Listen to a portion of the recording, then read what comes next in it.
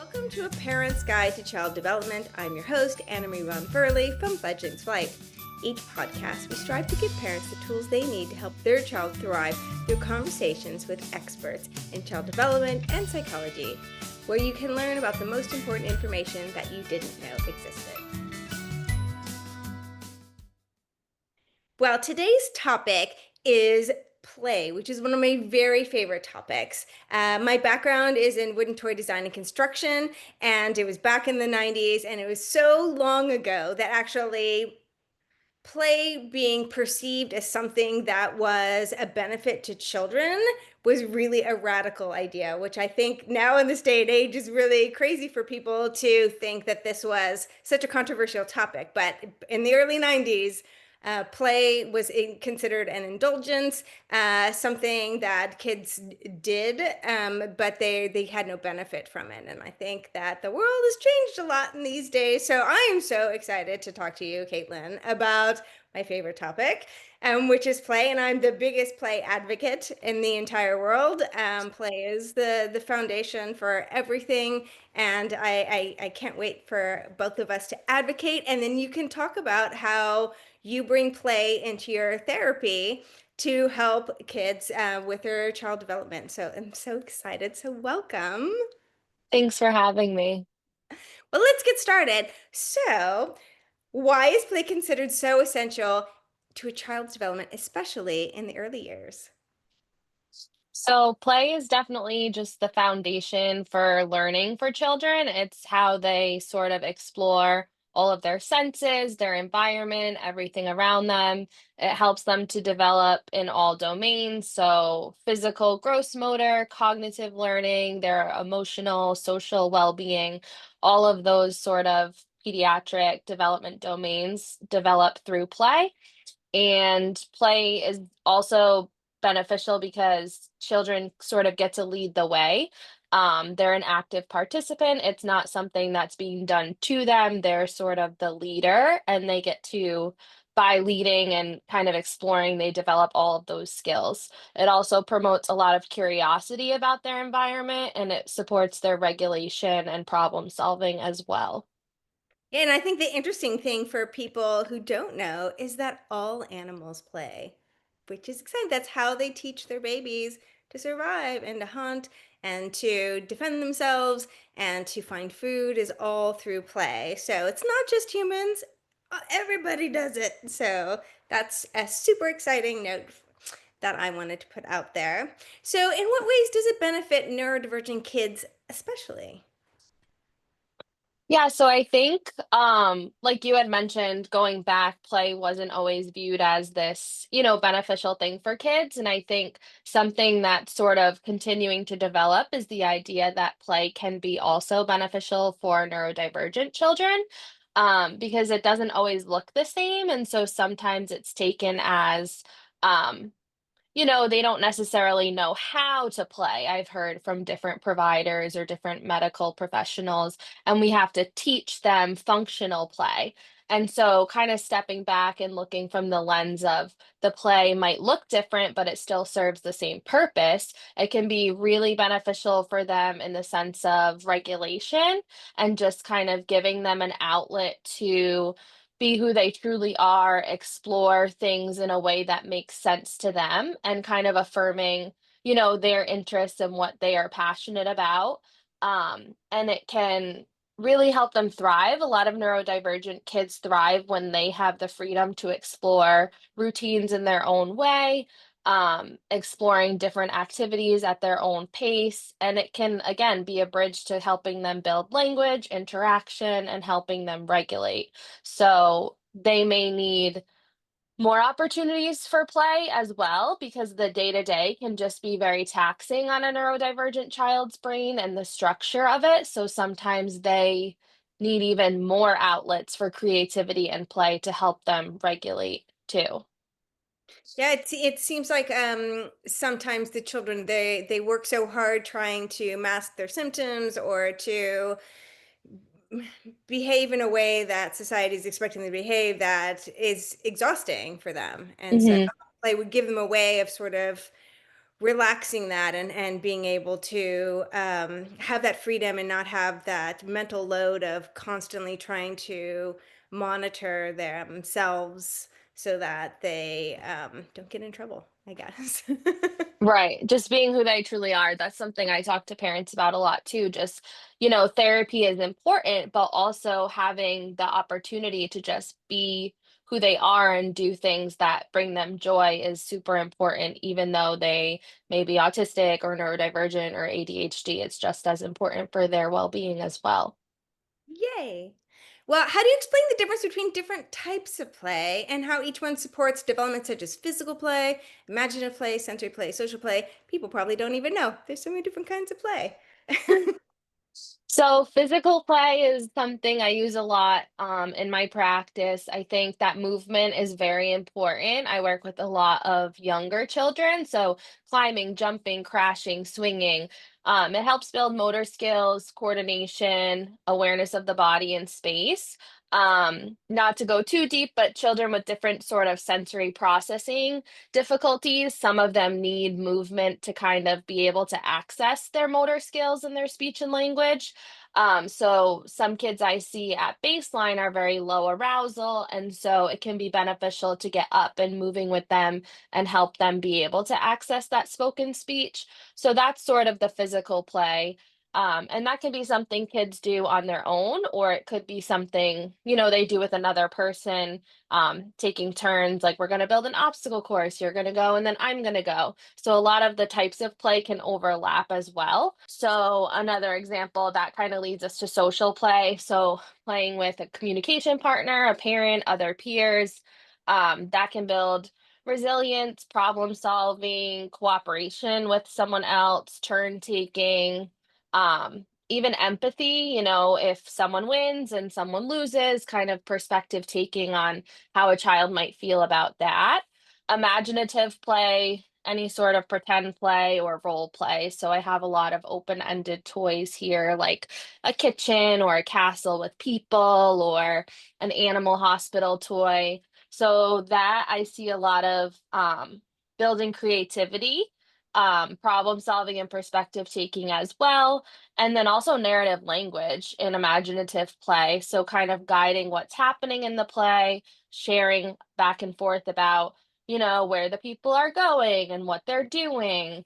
Um, and then we do a lot of sensory play here as well. So shaving cream, water play, slime, different sort of like textured I have like little plastic squares with different textures inside. So that's really good for just exploration, exploring the environment. Again, that can be beneficial for motor skills, hand strength, if you're doing slime or putty, things like that. So a lot of the types of play can overlap to an extent, and they address similar types of development, but there's also differences in them as well. And all these ways of playing create connections in the brain, right? So that's super important. So all sort of experiences create neural connections, and language development also happens in like an imaginative play as well.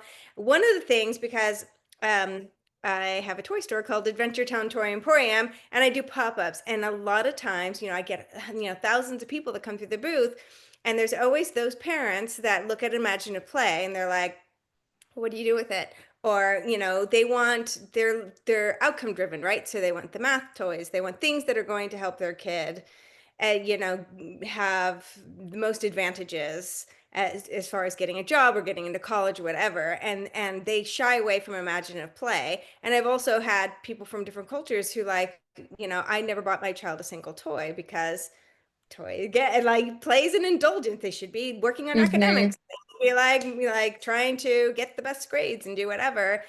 And what they don't understand is that, imaginative play is really important for, figuring, like processing things that they witnessed in their home, going to the doctor's office and like processing that they have a fear of the doctor, then playing doctor helps them sort of be in control and being able to control the situation until they feel like they can understand it and that they can build um, their skills that will help them cope with that, to problem solve, to sort of like What if the situation goes this way? How will I react? What if it goes this way? It'll go. And then if you have it, and that's even just playing by themselves, but even Hmm. like engaging with other people, like it's unpredictable, right? So, Right. what that other person's going to do when you engage in a role play of, like, say, a grocery store or a playing house, you don't know what the other person's going to do.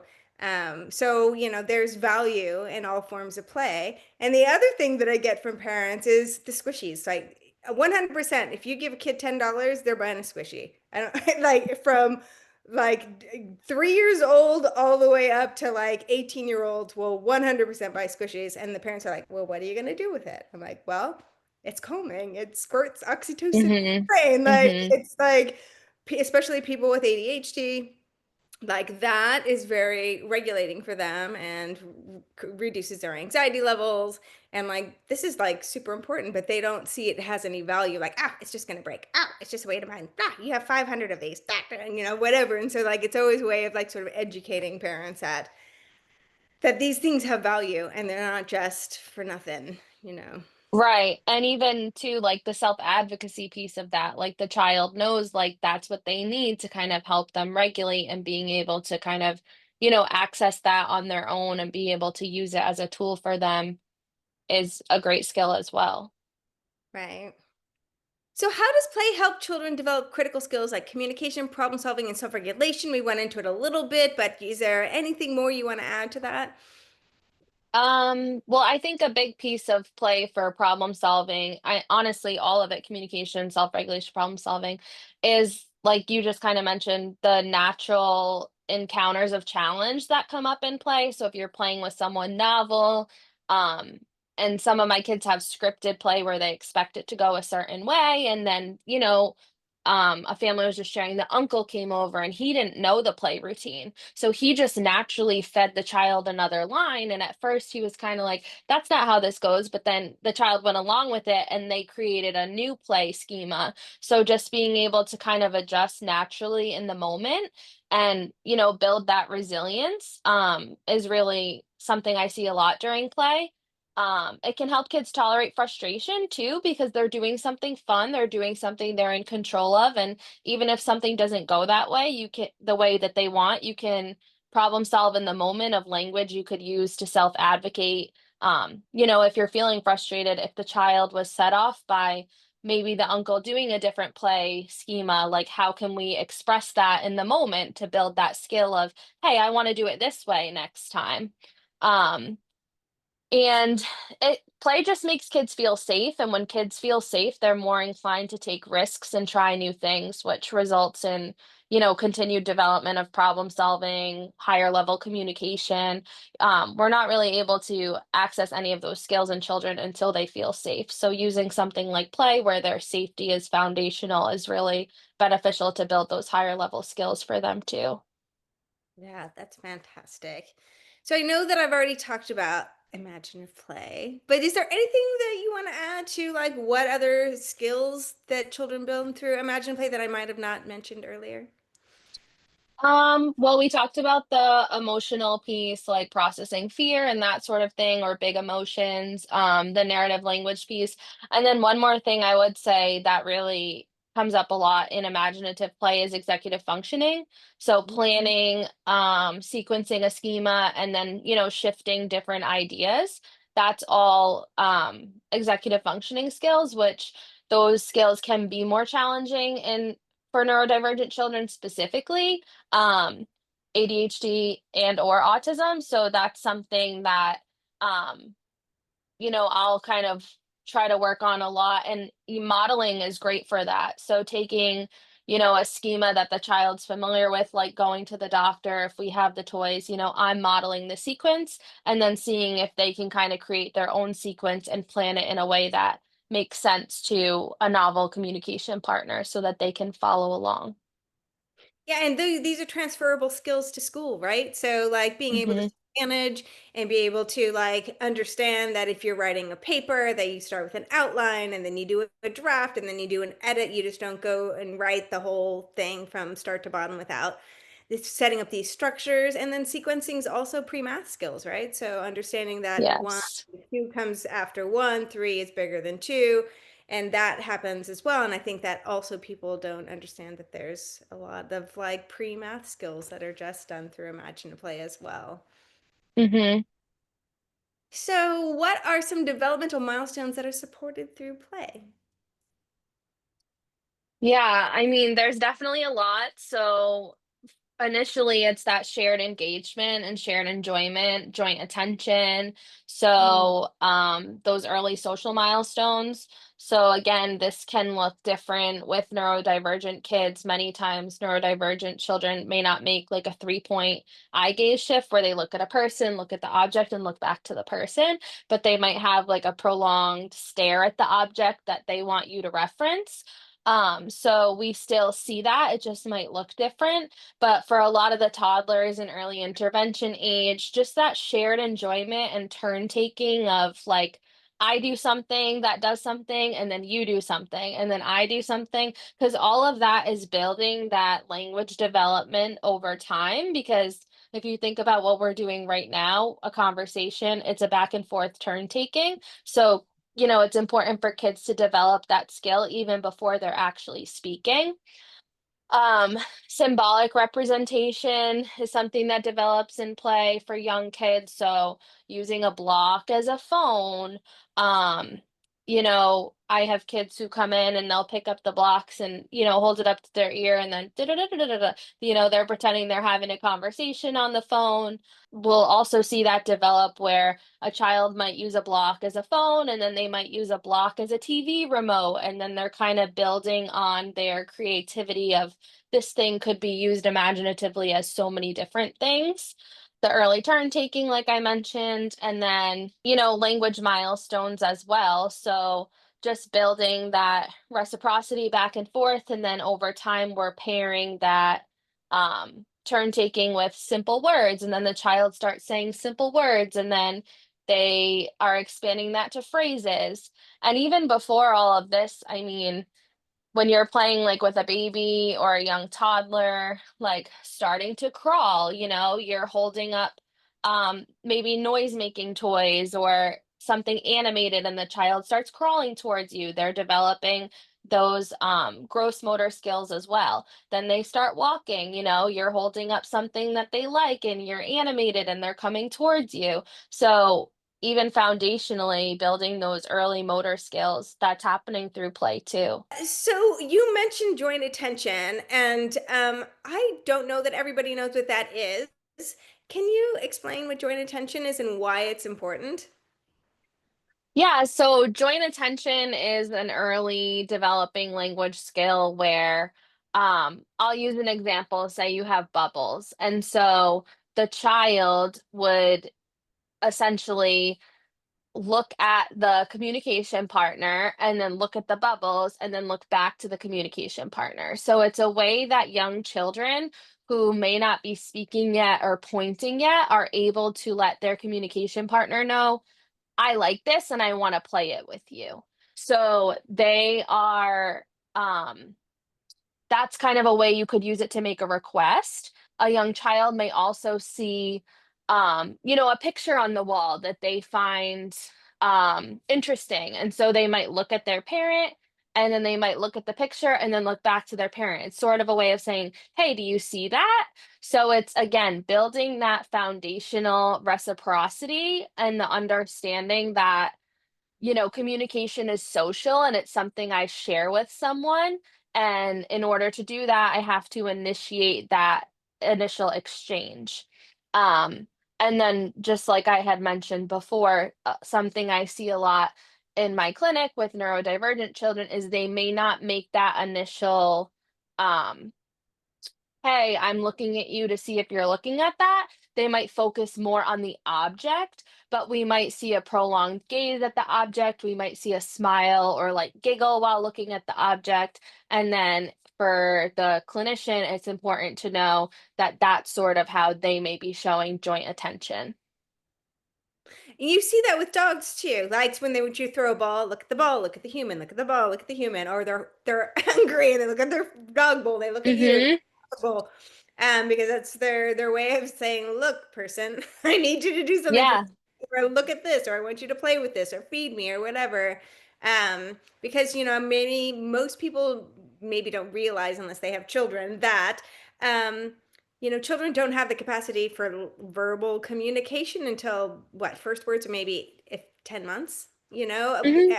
before then, that's a long time for your child to try to communicate their needs without the use of language. So they have to use gestures or eye movement, or pointing until they can build those language skills. So thank you for that. I know that that was maybe a question you weren't prepared to answer, No, that's okay.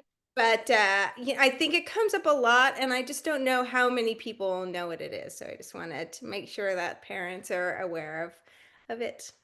Yeah, and I think it's important to know, speech isn't the only way of communicating, right? Joint attention is a huge piece of communication. And like you mentioned, if we're observant and watching, we'll notice even children who may not be speaking yet are communicating in so many different ways. Uh, so is there a difference between free play and structured play? And also, should parents be encouraging one more than the other?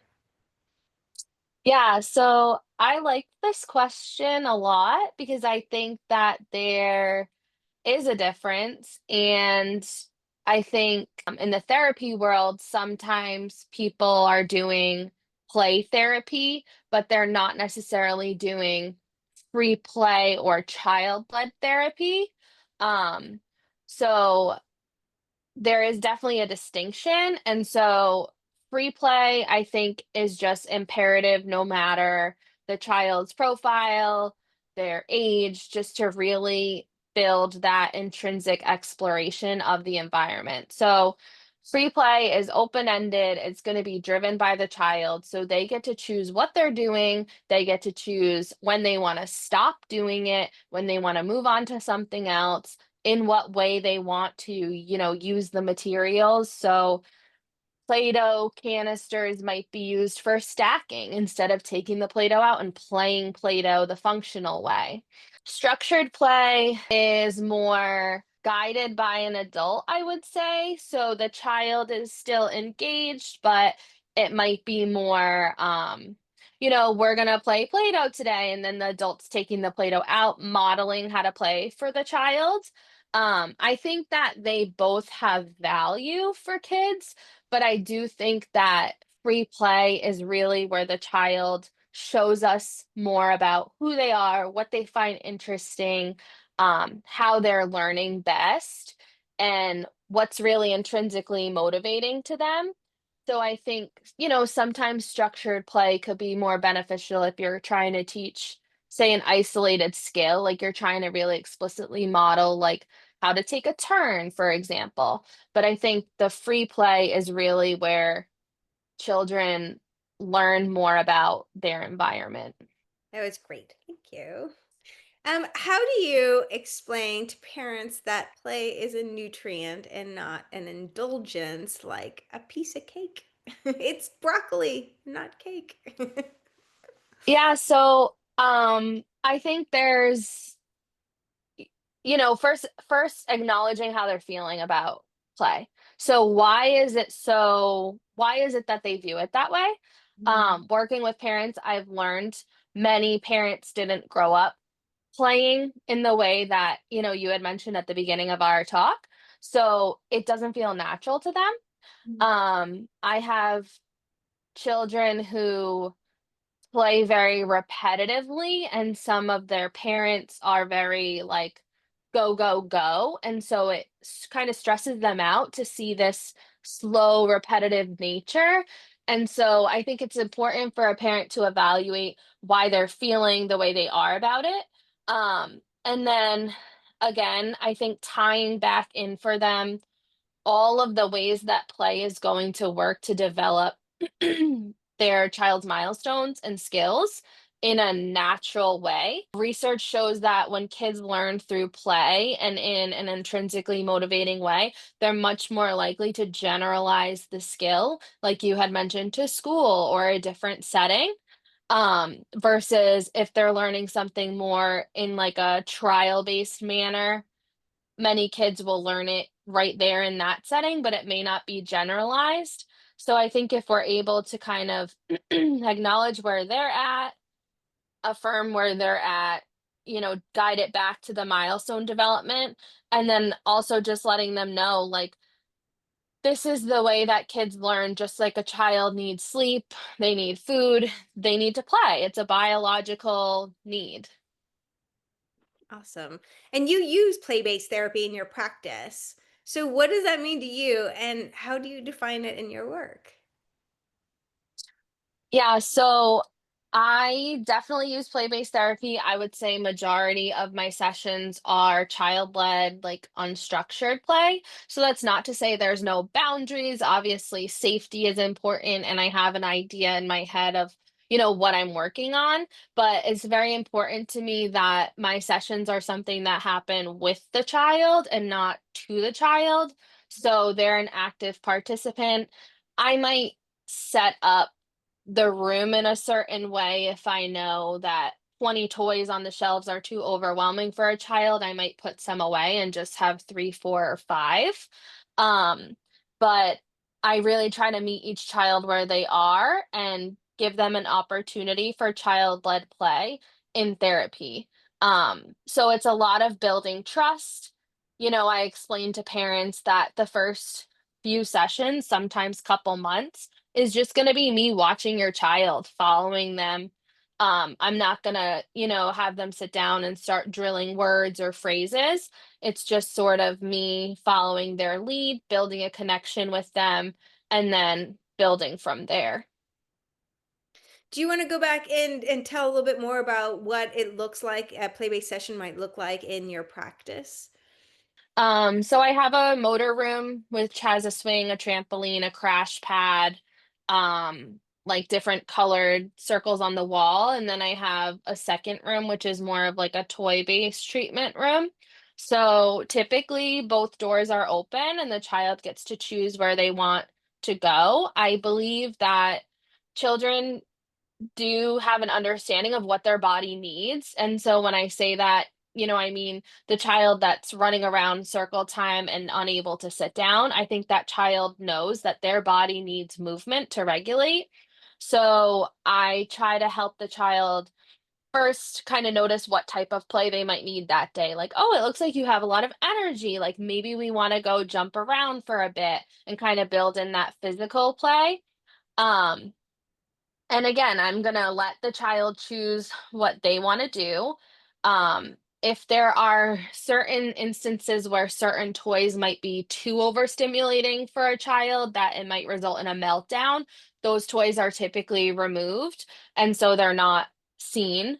But otherwise, as long as the child's being safe and engaged, I'm going to let them select what they want to play.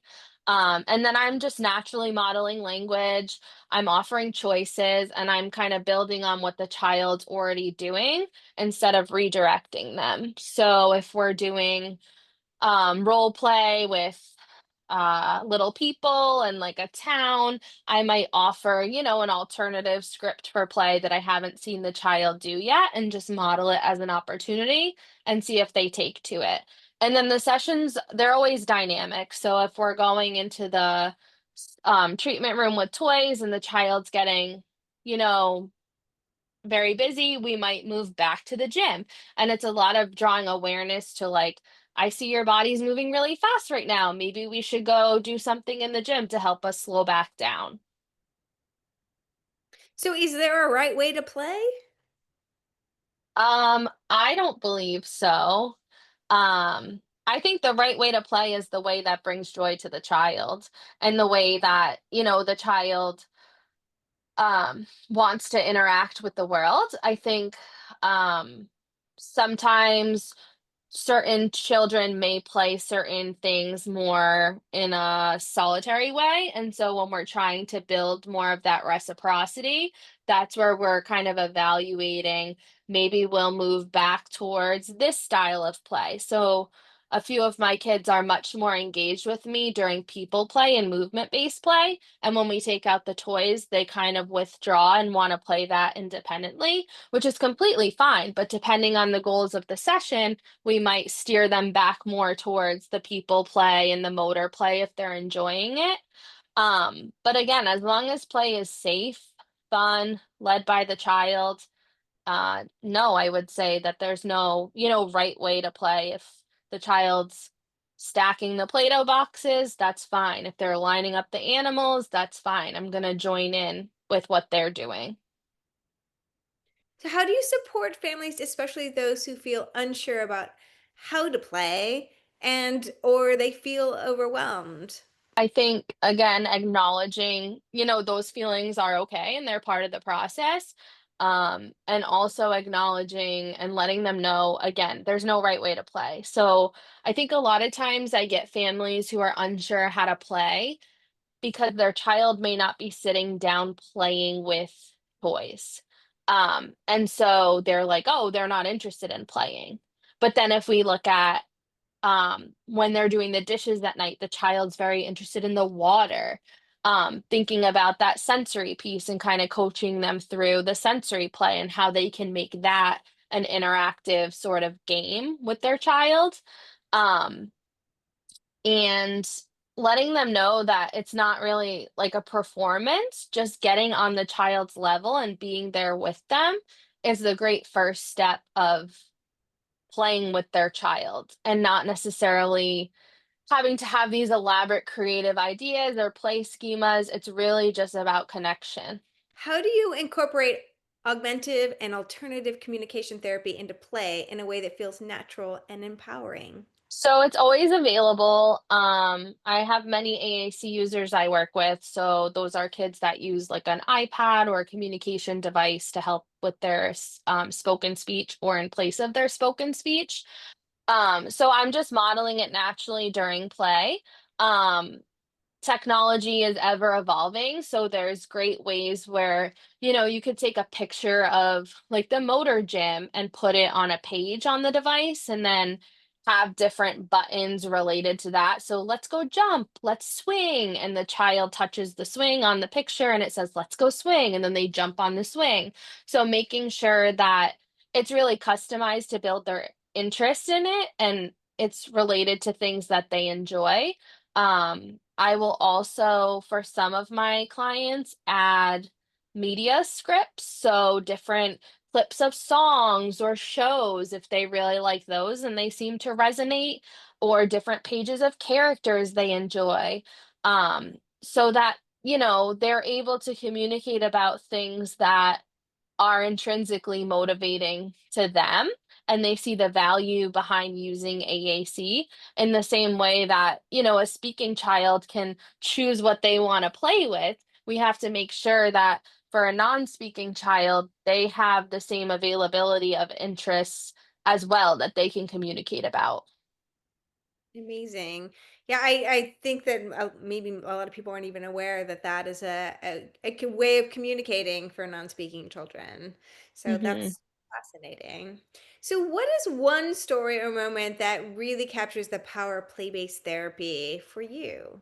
So one moment in particular that stands out to me is um working with a little boy that I met when he was 3 years old, and he was autistic and very shy and he could be pretty withdrawn. In the first couple of weeks he didn't want to come into the room, he just stood in the doorway, and I had a Pop the Pig toy. I'm not sure if you're familiar with it, but it has like an animated pig picture on the box, and it was on the shelf and he could see it in the doorway. And it was like the second session I realized he didn't want to come in because of the scary pig on the box. So I removed the Pop the Pig toy from the shelf. And then he eventually, came into the session and was able to go over and he selected a toy he wanted to play with. And I learned that he loved cars. And I just sat with him and played with him. And, we worked together for 2.5 years. He just moved to Florida, unfortunately, but just seeing him learn that, I was a safe person and I'm just here to help you do things that you enjoy doing, build your language, and meet you where you're at. Versus on that first day, I think if we used a more sort of structured, this is what you have to do, and you have to come in and do things this way, mom and I would have never learned that it was that box that was scary. And that's why he didn't want to come in the room. And seeing sort of, when you're meeting kids where they are, building on their interests in a play based approach, you have that ability to create a connection and a relationship so that they know that they feel safe. And then again, ultimately, that leads to them taking risks, them wanting to engage with you, which results in language development, improved communication over time. Amazing. So if a parent or professional is on the fence about whether play-based therapy is enough, what would you say? I think that all kids deserve the same sort of respect. And I think a lot of that thinking does end up coming from parents of kids that may have higher needs. And so affirming that their children's opinions and thoughts and ideas and things that bring them joy still matter. Um, and that they should have the opportunity to do things that really, light them up and have skills embedded in that way. And understanding and explaining again that this is enough because this is, again, how children learn. How from a young age they start exploring, they get more confidence, they start taking risks. And if you've ever, seen a child having a great time in play therapy and just seeing, or not even play therapy, just playing, seeing their face really light up when they do something for the first time, or they're confident enough to try something, or they share their first narrative with you. um, I think you can see in that moment, how powerful play is for these kids and really the long-term benefits that it does have. Thank you. So I could talk about play all day long, but I think we're gonna wrap it up. So how can people get a hold of you? Sure. So I'm mostly on Instagram. I will say I fluctuate. Sometimes I'm on there multiple days a week, and then sometimes I'm overwhelmed and I'm like on a 2 week hiatus. But I'm on Instagram as Kaitlin Mulcahey SLP. And then I also have an Instagram for my business, Competent Communicators LLC, which is my small clinic I own in Rhode Island. But I would say Instagram is the best way to contact me.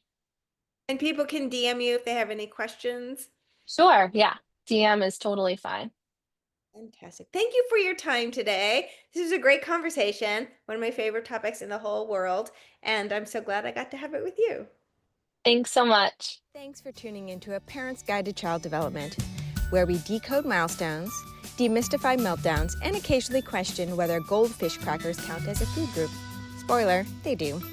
Make sure to follow us on Spotify and subscribe to our YouTube channel so you never miss an expert tip, breakthrough strategy, or aha moment that can make a big difference in your child's development. It's cheaper than therapy and less messy than glitter slime. We'll be back soon with more expert advice, real talk, and zero judgment. Until then, keep calm and try not to step on any Legos.